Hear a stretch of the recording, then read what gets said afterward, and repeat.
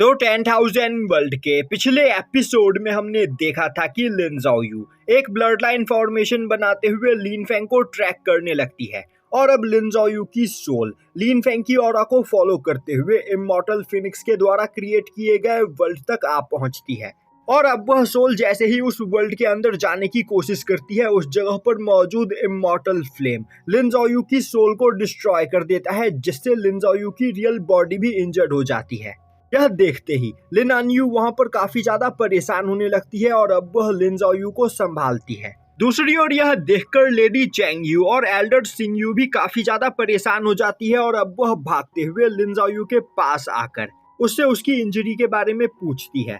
तभी लिन ज़ाओयू बोलती है, मैं इस जगह पर बिल्कुल ठीक हूँ और तो और मैंने यहाँ पर यह भी पता कर लिया है कि आखिर मेरे फादर किस जगह पर है। यह सुनकर लिन आनयू काफी ज्यादा खुश होती है। तभी लिन ज़ाओयू उसे बताती है कि फादर अभी एक सीक्रेट रैलम के अंदर है और मैं सेंस कर सकती हूँ कि वह सीक्रेट रैलम बहुत ही ज्यादा खतरनाक जगह है। मैंने वहाँ पर फादर को कांटेक्ट करने की कोशिश की, पर उस सीक्रेट रैलम की एनर्जी ने मेरी सोल को डिस्ट्रॉय कर दिया, जिस वजह से मैं फादर को कांटेक्ट नहीं कर पाई। तभी एल्डर सिंग यू बोलती है, तुम्हें परेशान होने की कोई जरूरत नहीं, हमें यह पता चल चुका है कि तुम्हारे फादर किस सीक्रेट रैलम के अंदर है, तो मैं अभी तुरंत अपने कुछ सबऑर्डिनेट्स को उस जगह पर भेजती हूँ। जैसे ही तुम्हारे फादर उस सीक्रेट रैलम से बाहर निकलेंगे, मेरे सबऑर्डिनेट इस बारे में हमें यहाँ पर आकर बता देंगे, जिसके बाद तुम अपने फादर से मिल सकती हो। तभी लिन ज़ाओयू बोलती है, हमारे पास इतना टाइम नहीं है, मुझे इस जगह पर जल्द से जल्द फादर को कांटेक्ट करना होगा, वरना अगली बार हम पाइथन क्लैन के अटैक से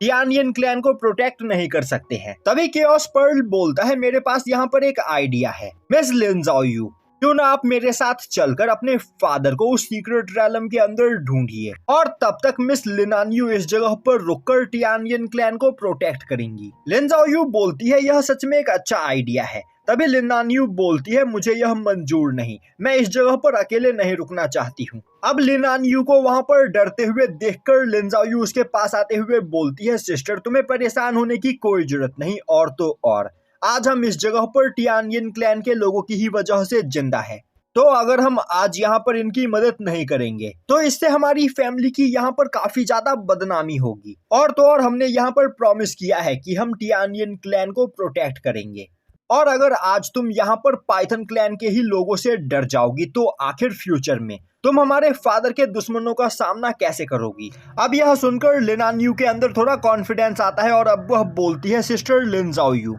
आप यहाँ पर मुझ पर यकीन कर सकती हो, इस जगह पर रहते पाइथन क्लैन के लोग टियानियन क्लैन का कुछ भी नहीं बिगाड़ पाएंगे। पर अभी भी लिन आनयू को वहाँ पर डर लग रहा होता है, जो देखते ही लिन ज़ाओयू बोलती है, अगर तुम्हें यहाँ पर रुककर पाइथन क्लैन के लोगों का सामना करने से डर लग रहा है तो फिर क्यों ना केओस पर्ल को अपने साथ लेकर तुम फादर को ढूंढने के लिए जाओ, तब तक इस जगह पर रुककर मैं टियानियन क्लैन को प्रोटेक्ट करती हूँ। तभी लिन आनयू को याद आता है कि आउटसाइड वर्ल्ड कितना ज्यादा खतरनाक है और आउटसाइड वर्ल्ड में कितने ज्यादा पावरफुल मॉन्स्टर्स पाए जाते हैं। इस बारे में सोचकर वह वहां पर और भी ज्यादा डर जाती है, जो देखते ही एल्डर सिंग यू आगे आते हुए बोलती है, लिन ज़ाओयू मैं चाहती हूँ कि तुम केओस पर्ल के साथ जाकर अपने फादर को इस जगह पर ढूंढने की कोशिश करो, तब तक मैं और लिन आनयू इसी जगह पर रुककर टियानियन क्लैन को प्रोटेक्ट करते हैं। और अब यह सुनकर लिन आनयू एल्डर सिंग यू के साथ उस जगह पर रुकने के लिए तैयार हो जाती है। अब लिन ज़ाओयू लिन आनयू के पास आते हुए बोलती है, मैं जल्द ही फादर के साथ यहाँ पर वापस लौटूंगी,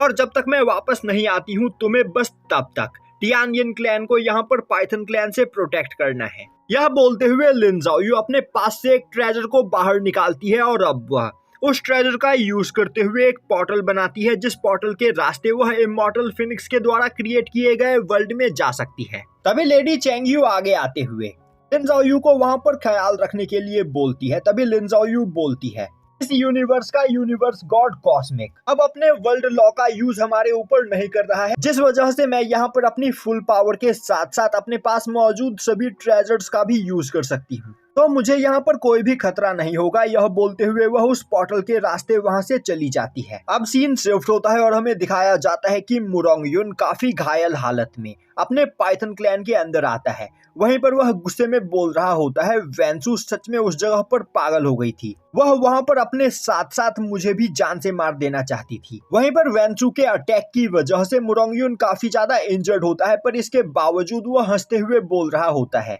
मुरोंग युन से फाइट करके यहाँ पर मेरा जितना नुकसान हुआ है उससे फ्यूचर में मुझे कहीं गुना ज्यादा फायदा होने वाला है, क्योंकि मुझे यहाँ पर अब वह दोनों लड़कियां मिल चुकी है और मैं सेंस कर सकता हूँ कि उन दोनों लड़कियों के पास कई सारे सुप्रीम लेवल वेपन्स है। तो अगर मैं उन दोनों लड़कियों को यहाँ पर कैप्चर कर लूँ तो उनके पास मौजूद ट्रेजर की वजह से मैं इस यूनिवर्स का सबसे ज्यादा पावरफुल कल्टीवेटर बन जाऊंगा और फिर इस पूरे यूनिवर्स में मेरे पाइथन क्लैन का कोई भी सामना नहीं कर पाएगा। यह बोलते हुए वह उस जगह पर एक पोर्टल बनाता है और अब वह उस पोर्टल के रास्ते अपने पाइथन क्लैन के एंसेस्टर मुरोंग चुआन के पास आ पहुंचता है और अब हमें बताया जाता है कि मुरोंग चुआन इमॉर्टल एम्परर ट्रेलम के 4th लेवल का कल्टीवेटर है। और अब मुरोंग युन बोलता है ग्रैंडफादर मेरे पास आपके लिए एक न्यूज है, आपको जूसिंग के 9 इमॉर्टल स्वॉर्ड के बारे में तो पता ही होगा। उन सभी स्वॉर्ड्स में से 8 इमॉर्टल स्वॉर्ड्स को मैं यहाँ पर कलेक्ट कर चुका हूँ और आज मैं 9th इमॉर्टल स्वॉर्ड को कलेक्ट करने के लिए गया था, जिस जगह पर मेरा सामना 2 बहुत ही ज्यादा पावरफुल लड़कियों के साथ हुआ। वह दोनों लड़कियां हमारे यूनिवर्स से बिलोंग नहीं करती है और उन दोनों लड़कियों ने मुझ पर अटैक करके मुझे यहाँ पर काफी बुरी तरीके से इंजर्ड कर दिया। तो मैं आपसे रिक्वेस्ट करने के लिए आया हूँ कि आप मेरे साथ चलिए और उन दोनों लड़कियों से मेरी बेइज्जती का बदला लीजिए। तभी मुरोंग चुआन बोलता है तुम इमॉर्टल एम्परर रेलम के कल्टीवेटर हो, तो आखिर किसी दूसरे यूनिवर्स से आए हुए कल्टीवेटर्स तुम्हें इंजर्ड कैसे कर सकते हैं, मुझे यहाँ पर सब कुछ डिटेल में बताओ। तभी मुरोंग युन बोलता है उन दोनों लड़कियों के पास सुप्रीम लेवल वेपन था और तो और उनके पास जो सुप्रीम लेवल वेपन मौजूद है उन सुप्रीम लेवल वेपन के ऊपर यूनिवर्स विल का भी कोई भी असर नहीं होता है।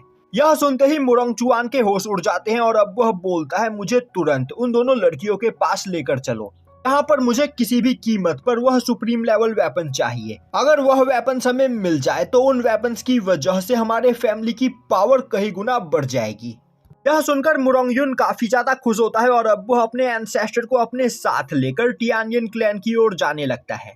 अब सीन शिफ्ट होता है और हमें दिखाया जाता है कि लिन ज़ाओयू इमॉर्टल फिनिक्स के द्वारा क्रिएट किए गए वर्ल्ड में पहुंच चुकी होती है और अब वह लिन फेंग की ऑरा को फॉलो करते हुए सीक्रेट रेलम के अंदर जाने के रास्ते को ढूंढ रही होती है, पर उसे वह रास्ता कहीं भी नहीं दिखाई दे रहा होता है। दूसरी ओर एक जगह से छिप उस जगह पर रहने वाला फ्लेम फ्रॉग यह सब कुछ देख रहा होता है और अब वह गुस्से में बोलने लगता है मुझे इंसानों से यहाँ पर सख्त नफरत है।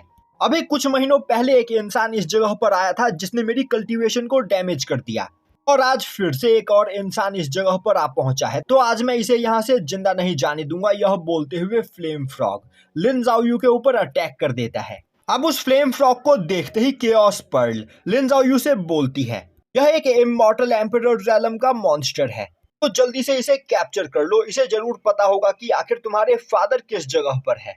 यह सुनते ही लिन ज़ाओयू अपने स्पेस पॉकेट को बाहर निकालती है और अब लिन ज़ाओयू को अपने स्पेस पॉकेट के अंदर कुछ ढूंढते हुए देखकर फ्लेम फ्रॉग काफी ज्यादा कंफ्यूज हो जाता है और अब वह अपनी जगह पर रुककर लिन ज़ाओयू को देखने लगता है। तभी लिन ज़ाओयू स्पेस पॉकेट के अंदर से एक जिदर को बाहर निकालती है और अब वह उस जिदर से लगातार कई बार फ्लेम फ्रॉग के ऊपर अटैक करती है, जिससे उस जगह पर फ्लेम फ्रॉग की कल्टीवेशन सप्रेस हो जाती है और अब लिन ज़ाओयू फ्लेम फ्रॉग की जुबान को पकड़ते हुए उसे घुमा घुमाकर जमीन पर पटकने लगती है, जिससे वह फ्लेम फ्रॉग काफी ज्यादा डर जाता है और अब वह वहां पर अपनी जान की भीख मांगने लगता है। तभी लिन ज़ाओयू उसे घुमाकर दूर फेंक देती है। अब इस मौके का फायदा उठाते हुए फ्लेम फ्रॉग वहां से भागने की कोशिश करता है, पर लिन ज़ाओयू अपने फिनिक्स मार्शल सोल को समन करते हुए उस फ्लेम फ्रॉग को कैप्चर कर लेती है और अब काफी बुरी तरीके से इंजर्ड होने की वजह से वह फ्लेम फ्रॉग वहां पर एक नॉर्मल साइज में आ जाता है, जो देखते ही लिन ज़ाओयू उसके ऊपर पैर रखते हुए बोलती है अगर तुम यहाँ पर जिंदा रहना चाहते हो तो शांति से मेरे सभी सवालों के जवाब दो। यह सुनते ही वह फ्लेम फ्रॉग काफी ज्यादा डर जाता है और रोते हुए बोलने लगता है यंग लेडी मैं आपके सभी सवालों के जवाब देने के लिए तैयार हूँ, तो प्लीज मेरी जान बख्श दीजिए। तभी लिन ज़ाओयू उसके पास आते हुए बोलती है मैं यहाँ पर एक पर्सन को ढूंढ रही हूँ। यह बोलते हुए वह लिन फेंग की इमेज उस जगह पर बनाती है और बोलती है, क्या तुमने पहले कभी इस पर्सन को यहाँ पर देखा है?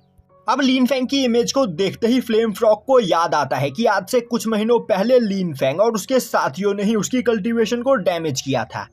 तभी लिन ज़ाओयू गुस्से में बोलती है, आखिर तुम क्या सोच रहे हो, मेरे सवाल का जवाब दो। यह सुनते ही फ्लेम फ्रॉग काफी ज्यादा डर जाता है और बोलता है, हाँ मैंने इस पर्सन को देखा है। लिन ज़ाओयू बोलती है, तो मुझे बताओ कि आखिर अभी यह पर्सन कहाँ पर है। फ्लेम फ्रॉग बोलता है, इस पर्सन को यहाँ पर इमॉर्टल फिनिक्स का इनहेरिटेंस मिला, जिसका यूज करते हुए वह एक सीक्रेट रैलम के अंदर चला गया है। अब यह सुनते ही लिन ज़ाओयू सोचने लगती है, फादर एक इनहेरिटेंस का यूज करते हुए सीक्रेट रैलम के अंदर चले गए हैं, तो इसी वजह से ब्लड लाइन फॉर्मेशन फादर को यहाँ पर कांटेक्ट नहीं कर पा रहा था।